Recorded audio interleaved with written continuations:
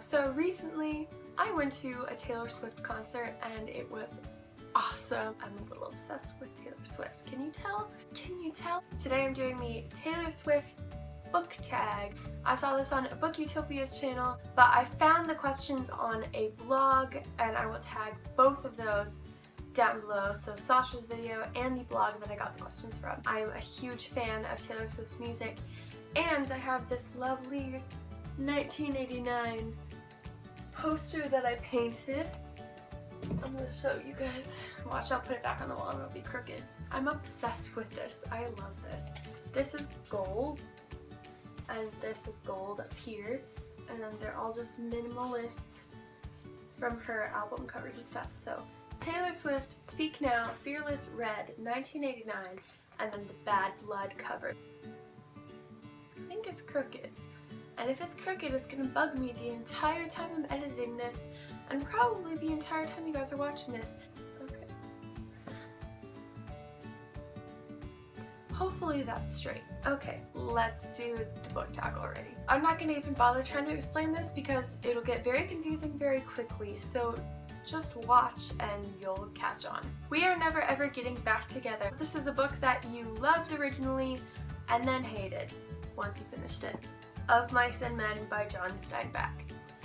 I loved this book. I thought it was really good until the ending happened. It was really well written and there was a lot of good stuff in it. I just think that it was just sad, and it was just too sad for me to really love it. Red, a book with a red cover. I picked this one, The Destroyer is Unleashed, Apollyon by Tim LaHaye and Jerry B. Jenkins. This is the 5th book in the Left Behind series, and I picked it because it's got like nearly any color that you can make with the color red. It's got red and maroon, dark purple, normal purple, orange. You can't make yellow with red obviously, but orange, it's got light orange, it's got dark orange, it's got purple, it's got like brown, it's just got so many different shades of red. The Best Day, a book that made you feel nostalgic.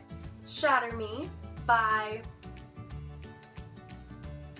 I don't know how to say this name, Tahare Mafi. This book was so addicting to me when I was reading it that it reminded me of when I was reading The Darkest Minds, for the first time when I was reading Harry Potter for the first time, The Hunger Games.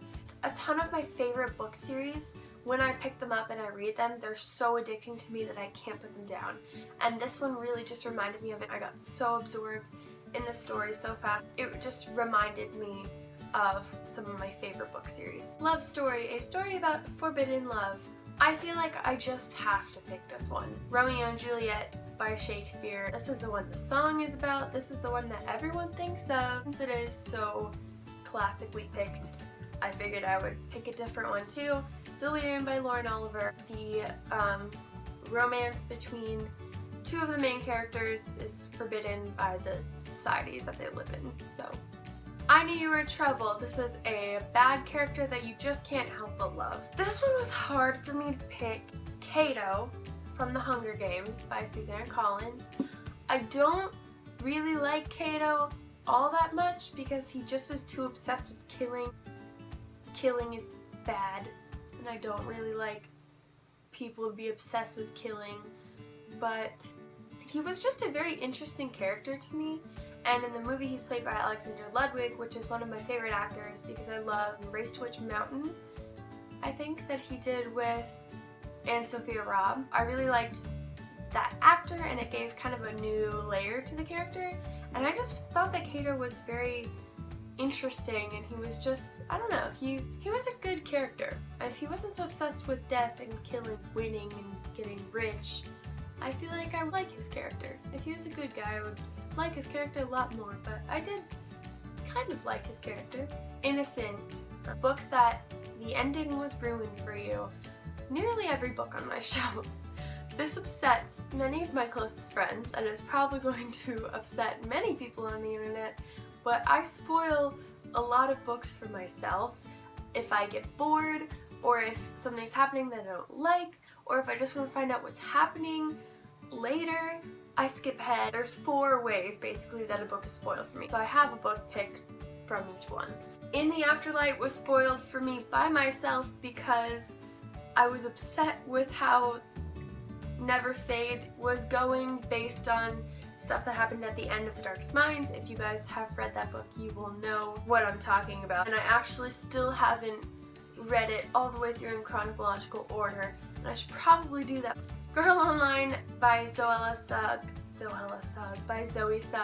I just wanted to find out what happened, so I read ahead. This one was spoiled by my friend Katie because I was like, oh, I'll never read this book, and so I was like, just tell me what happened. Just tell me what happened. The Fault in Our Stars by John Green. This one. Allegiant by Veronica Roth. I got it. The next day I took it to school. I was reading it in my social studies class. This was probably a week or 2 weeks after it came out, and my friend Kyle tells me how it ends, and I didn't believe him. I thought he made it up and that he was just trying to trick me into being upset about this book. I'm not gonna spoil it, but most of you guys probably already know how it ends. He said, no, really. And he skipped ahead to the part on his Kindle, and I read it, and I nearly had a mental breakdown in class. I was like, what the heck? I read from like when the main event at the end happens till pretty much the end. And I wasn't crying because I was just too in shock of what was happening for me to be too upset. I was still in denial a little bit. It was on Halloween too. I'm pretty sure it was on Halloween, and I'm actually pretty sure that that was the Halloween that I was dressed as Tris Pryor. Oh my gosh. Everything Has Changed. One of my favorite Taylor Swift songs. A character in a book that went through a lot of character development. Matched by Ali Condi, because I just feel like the main character just breaks out of her comfort zone a lot in this book. In the beginning, she's kind of more like following the rules. I mean, I might be totally wrong about this because I haven't read this book in at least a year. Yeah, she's just very reserved in the beginning, and then as the book goes on, she kind of breaks out of her shell more. And then especially if you guys have read this, at the very end of the first book and then throughout the main plot of the second, I think that the Cassia, is that how you say it? Cassia? The Cassia in the beginning of the book would not have made that same decision at the end. So I feel like that's a lot of character development. You Belong With Me, most anticipated book release was probably Allegiant. I was begging my mom. But if you're talking about one that I'm really anticipating now, is Username Evie by Joe Sugg. I'm a huge fan of Joe Sugg. I'm obsessed with his videos, and his book just came out like 5 days ago, 4 days ago. My birthday's coming up, so then people are like, no, you can't buy things for yourself. So I haven't gotten that book yet. Forever and Always, this is your favorite book couple, Liam and Ruby from The Darkest Minds by Alexandra Bracken. I'm obsessed with them. They're adorable. Come Back, Be Here, which is actually a Taylor Swift song that I've never heard, so I should go listen to that. But that is a book that you do not want to lend out. Any of my signed books, obviously, and then any of my annotated books that I've annotated for school or anything, because that's just a lot of my thoughts on the book and on the story and on the characters and everything that I'm thinking while I'm reading the book on the page. Not only would it be really distracting for someone to read it, but I mean, it's just like, you want to read the story, you don't want to read my take on the story. And then these are the bonus questions that, according to the blog, were added by Kat. I'm assuming that's Katie Tastic here on YouTube. I'm not really positive, but if you guys go to that blog post down below, you'll see what I mean. Teardrops on My Guitar, a book that you cried. I think it's called After Ever After.